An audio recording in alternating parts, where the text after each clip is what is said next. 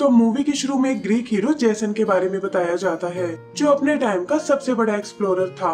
ऐसे एक एडवेंचर पर उसे गोल्डन फ्लीस हासिल हुई, जिसके अंदर स्काई गॉड ज़्यूस की पावर थी। तब से ये उनके टाउन को हर तरह की प्रॉब्लम से बचाती है। इसका असर टाउन के लोगों और एनिमल्स पर भी पड़ा था, जिससे कि वो सभी आपस में मिलकर रहते थे। इसके बाद हम एक छोटी माउस पैटी को देखते हैं, जो उसी टाउन में सैम नाम के कैट के पास रहती थी, और वो दोनों एक दूसरे का बहुत ध्यान रखते थे। पैटी बचपन से ही जेसन से बहुत इम्प्रेस थी और उसी की तरह एक डेयरिंग मिशन पर जाना चाहती थी। आगे वो अपने माउस फ्रेंड लुइजी से मिलती है और वो टाउन के निंजा रैट्स को नोटिस करते हैं, जो रोज की तरह अपने लिए खाने इकट्ठा कर रहे थे। लुइजी भी उनकी तरह एक निंजा बनना चाहता था, लेकिन आज तक उनका टेस्ट पास नहीं कर पाया। बाकी माउस पैटी के एम्बिशंस का बहुत मजाक उड़ाते थे कि एक माउस होकर तुम्हें इतने बड़े सपने नहीं देखने चाहिए, और ये सुनकर पैटी को बहुत गुस्सा आता है। वो खुद को प्रूव करने के लिए बोट पर आती है ताकि उन्हें बोट चलाकर दिखा सके, लेकिन इसी चक्कर में पानी में गिरकर डूबने लगती है।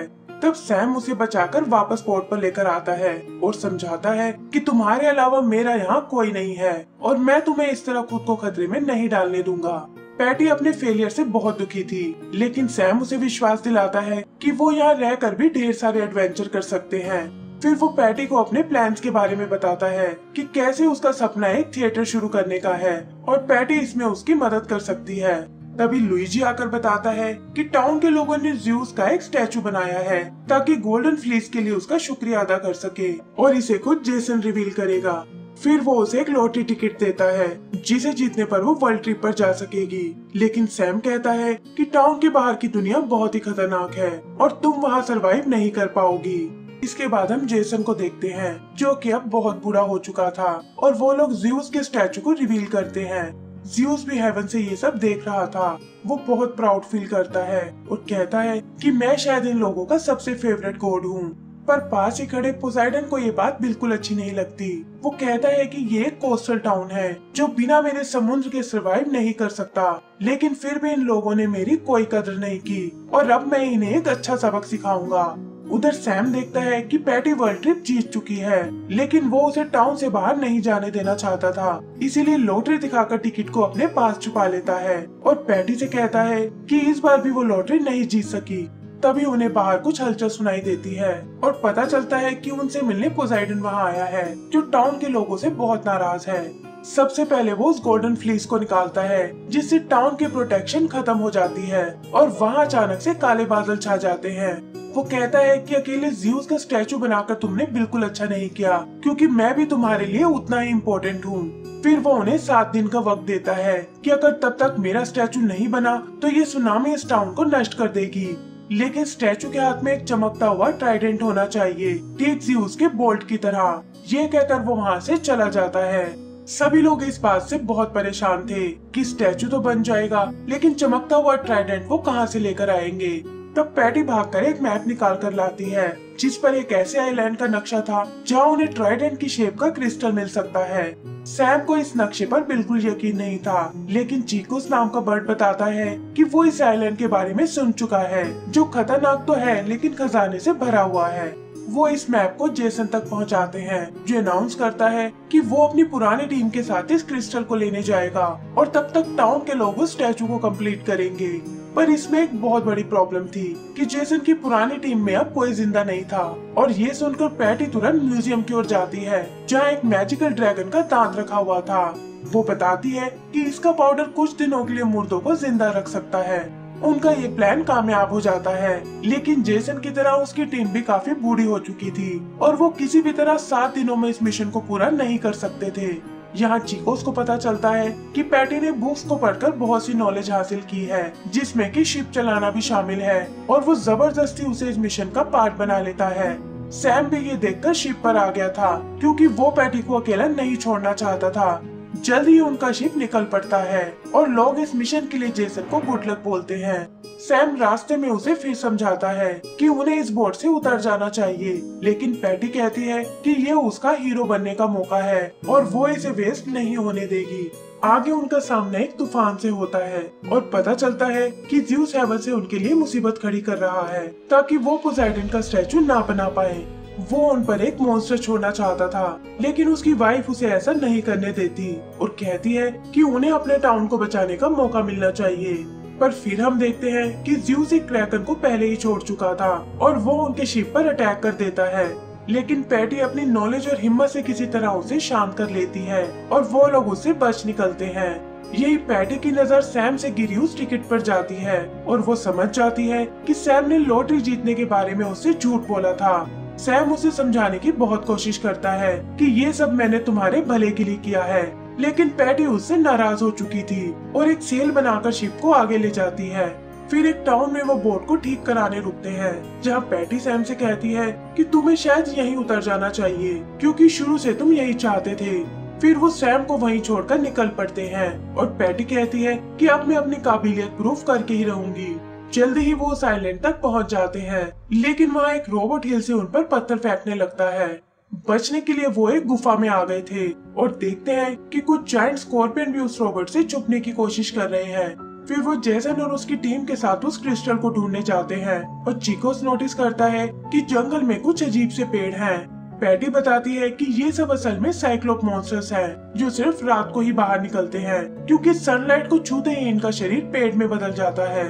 फिर वो उस जगह पर आते हैं जहाँ उन्हें क्रिस्टल मिलने वाला था, लेकिन वो जगह तो एकदम खाली थी। तभी अचानक कुछ साइक्लोप्स आकर उन्हें पकड़ लेते हैं, जो जेसन और उसकी टीम को अपना खाना बनाना चाहते थे और उन्हें एक बैग में डालकर अपने साथ ले जाते हैं। पैटी को लगता है कि शायद वो क्रिस्टल भी ये साइक्लोप्स ही लेकर गए हैं और वो चीको से उनके पीछे जाने को बोलती है। उधर सैम की मुलाकात कुछ रैट्स से होती है, जो उसकी स्टोरी सुनकर उसकी मदद करने को तैयार हो जाते हैं। रैट्स ने सैम को एक डॉल्फिन पर बिठा दिया था, जो जल्दी ही उसे उस आइलैंड तक ले आती है। पर जैसे ही वो शिप पर आता है, वहाँ तो माउस उसे पकड़ लेते हैं क्योंकि उन्हें लगा कि शायद सैम उन्हें खाने वाला है। पर सैम उन्हें बताता है कि वो तो यहाँ अपनी फ्रेंड पैटी को ढूंढने आया है। तब वो माउस उसे उन जायंट स्कॉर्पियन के पास ले आते हैं और यहाँ सैम को पता चलता है कि इस आइलैंड पर कोई खजाना नहीं है। असल में ये सब उन साइक्लोप्स की चाल है, जो लोगों को बेवकूफ बनाकर यहाँ बुलाते हैं ताकि उन्हें अपना खाना बना सके। वहीं चीकोस और पैटी साइक्लोप्स के विलेज तक आते हैं और देखते हैं कि उन्होंने वहाँ एक मशीन बना रखी है, जो किसी तरह के नक्शे बनाकर उन्हें समुद्र में फेंक रही है। चेक करने पर वो देखती है कि ये उसी खजाने के नक्शे हैं, जिससे ललचाकर वो लोगों को यहाँ बुलाते हैं और उस रोबोट को भी इन साइक्लोप्स ने ही बनाया है। पैटी इससे बहुत दुखी होती है कि अनजाने में वो जेसन और उसकी टीम को यहाँ मरने के लिए ले आई। तभी उनकी नजर एक 2 मुंह वाले क्रीचर पर पड़ती है, जो असल में एक हाइड्रा मॉन्स्टर था। यानी तुम उसके जितने सर काटोगे उतने ही उसके डबल सर होते जाएंगे। वो उन दोनों को पकड़ने ही वाला था, लेकिन तभी उनकी मदद करने सैम वहाँ आता है और पैटी और चीकोस को वहाँ से बाहर भागने को बोलता है। लेकिन आखिर में साइक्लोप्स का मॉन्स्टर डॉग सैम को पकड़ लेता है। तभी साइक्लोप्स की घड़ी में अलार्म बजने लगता है, जो इस बात की वार्निंग थी कि जल्दी ही सुबह होने वाली है और सनलाइट से बचने के लिए वो सब सोने चले जाते हैं। साइक्लोप्स का लीडर सैम को भी अपने साथ ले जाता है और अपने डॉग को वहाँ की निगरानी करने को बोलता है। आगे का सीन टाउन का है, जहाँ गर्मी और थकान के कारण लोग परेशान हो चुके हैं और निंजा रैट्स को लगता है कि वो अपना काम टाइम पर पूरा नहीं कर पाएंगे। वो इस जगह को छोड़ने का डिसाइड करते हैं और ये देखकर लुइजी उनसे बहुत डिसअपॉइंट होता है कि मैं ऐसा निंजा नहीं बनना चाहता। फिर वो थके हुए लोगों को पानी पिलाने लगता है ताकि उनका कॉन्फिडेंस वापस आ सके। निंजा रैट्स भी अपनी गलती समझ चुके थे और अपनी टीम के साथ उसकी मदद करने आते हैं।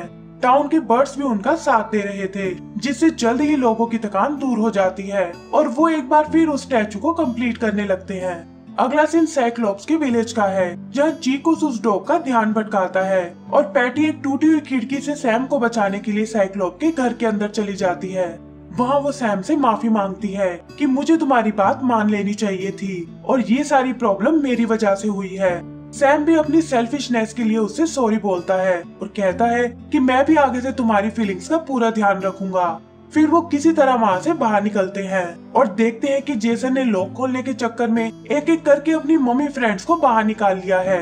वो उन्हें यहाँ से भागने को बोलता है, लेकिन उसकी टीम उसे अकेला छोड़ने को बिल्कुल तैयार नहीं थी। पैटी ये सब अपने फ्रेंड्स को दिखाती है कि हमें भी हिम्मत नहीं हारनी चाहिए और अभी भी हम अपने मिशन को पूरा कर सकते हैं। फिर वो मन ही मन एक प्लान बनाती है और कहती है कि मदद के लिए हमें स्कॉर्पियंस को भी बुलाना होगा। उसने चीकोस पर एक टेम्परेरी विंग लगा दिया था जिससे कि वो फिर से उड़ने लगता है और वो और छोटे माउस उस रोबोट को कंट्रोल करने जाते हैं। मॉन्स्टर डॉग अपनी लीश तोड़कर उन्हें पकड़ने की कोशिश करता है, लेकिन चीकोस बड़ी चालाकी से उसे एक ट्रैप में फंसा लेता है। वहीं दूसरी तरफ पैटी और सैम स्कॉर्पियंस को लेकर उस हाइड्रा को रोकने जाते हैं, जिसके लिए उन्होंने एक गजब का प्लान बनाया था। वो बार बार उसके सिरों को नष्ट करने लगते हैं, जिससे कि एंड में हाइड्रा के इतने सारे सिर हो जाते हैं कि वो एक बॉल की तरह लुढ़क कर साइड में जा गिरता है। साइक्लोप्स की घड़ी पर उन्होंने एक नेल लगा दी थी ताकि उसमें अलार्म ना बज पाए और इससे वो नींद से नहीं जाग पाएंगे। फिर वो स्कॉर्पियन की हेल्प से ट्राइडेंट का एक मोल्ड बनाते हैं और यहाँ पता चलता है कि पैटी उस खजाने को पिघलाकर उसे ट्राइडेंट बनाने वाली है, जो जल्दी ही बनकर तैयार हो जाता है। जाते हुए पैटी उस मशीन को नष्ट करने की सोचती है और उम्मीद करती है कि चीकोस उस रोबोट को कंट्रोल करने में कामयाब हो जाए। वहीं वो माउस रोबोट के फंक्शन को समझ चुके थे कि ये स्क्रीन पर बनी ड्राइंग्स को फॉलो करता है और इसकी मदद से वो उसके साथ गेम खेलने लगते हैं। उधर मशीन में हुए ब्लास्ट से साइक्लोप्स की आंख खुल जाती है और बाहर आते हुए उन्हें वो स्कॉर्पियंस नजर आते हैं जो उस ट्राइडेंट को लेकर भाग रहे थे। लीडर अपने लोगों से उनका पीछा करने को बोलता है और उनके जाते ही ममिस जेसन के पिंजरे को उठाकर बाहर निकल जाते हैं। पैटी और उसके दोस्त ज्यादा देर तक साइक्लोप्स से नहीं भाग पाते और एक जगह आकर वो उन्हें घेर लेते हैं। स्कॉर्पियंस उनका मुकाबला करने की सोचते हैं, लेकिन आखिर में साइक्लोप्स ने उन्हें पकड़ लिया था। तभी रोबोट को लेकर चीकोस वहां आता है और साइक्लोप्स के संभलने से पहले ही उन्हें क्रश करने लगता है। साइक्लोप्स डरकर भाग खड़े होते हैं, पर उनका लीडर हार मानने को बिल्कुल तैयार नहीं था और रोबोट को एक बार फिर अपने कंट्रोल में लेने जाता है। लेकिन उसे जरा भी आइडिया नहीं था कि चीकोस और माउस ने रोबोट को रीप्रोग्राम कर दिया है और वो एक बड़ा सा पत्थर लेकर खुद को नष्ट कर लेता है। पैटी और उसके दोस्त बचते हुए बोर्ड तक आ पहुंचते हैं, लेकिन फिर पता चलता है कि साइक्लोप लीडर किसी तरह जिंदा बच गया है और ट्राइडेंट फेंककर स्कॉर्पियंस को उसमें ट्रैप कर लेता है। इसके बाद वो उनकी बोट को तोड़ने लगता है और कहता है कि आज मैं तुम्हें अपना खाना बनाकर ही रहूंगा। लेकिन पैटी एक बार फिर अपने माइंड का यूज करती है। वो एक तीसरे स्कॉर्पियन की मदद से बोट पर लगी प्लेट्स को एक खास पैटर्न में लगाती है, जिससे कि सनलाइट रिफ्लेक्ट होकर उस साइक्लोप पर आ गिरे और ऐसा होते ही वो एक पेड़ में बदल जाता है। तब तक जेसन और उसकी टीम भी वहां पहुंच चुकी थी और वो ट्राइडेंट लेकर वापस टाउन की ओर निकल पड़ते हैं। पर बाहर आकर पता चलता है कि हवा की स्पीड बहुत ही स्लो है और वो टाइम पर वापस नहीं पहुंच पाएंगे। उधर टाउन में स्टैचू बनकर तैयार हो चुका था और लोग बस अब ट्राइडेंट का वेट कर रहे थे, क्योंकि जल्द ही टाइम खत्म होने वाला है और पोसाइडन भी वहां पहुंच चुका है। लेकिन बिना हवा के बोट का स्पीड पकड़ पाना इम्पॉसिबल था और पैटी को लगता है कि शायद उनकी मेहनत बेकार हो गई है। तभी अचानक बोट तेजी से आगे की ओर बढ़ने लगती है, जो कि असल में ज़्यूस की विंड पावर के कारण था, क्योंकि उसकी वाइफ जबरदस्ती उसे उनकी हेल्प करने को बोलती है। वही टाइम खत्म होते ही पोसाइडन टाउन पर अटैक करने की सोचता है, लेकिन देखता है कि जेसन ट्राइडेंट लेकर वहां पहुंच चुका है। उसे वो ट्राइडेंट बहुत पसंद आता है और वो खुद उसे अपने स्टैचू पर लगा देता है। फिर वो उनकी गोल्डन फ्लीस वापस करता है, जिससे टाउन की प्रोटेक्शन वापस आ जाती है और पोसाइडन खुश होकर वहां से चला जाता है। सभी को लगता है कि ये शायद जेसन और उसकी टीम का काम है, लेकिन चीकोस बताता है कि बिना पैटी के ये करना बिल्कुल पॉसिबल नहीं था और वो सच में एक ब्रेव एक्सप्लोरर है। यही वो अपने फ्रेंड लुइजी से मिलती है, जिसे निंजा रैट्स ने फाइनली अपने ग्रुप में शामिल कर लिया है।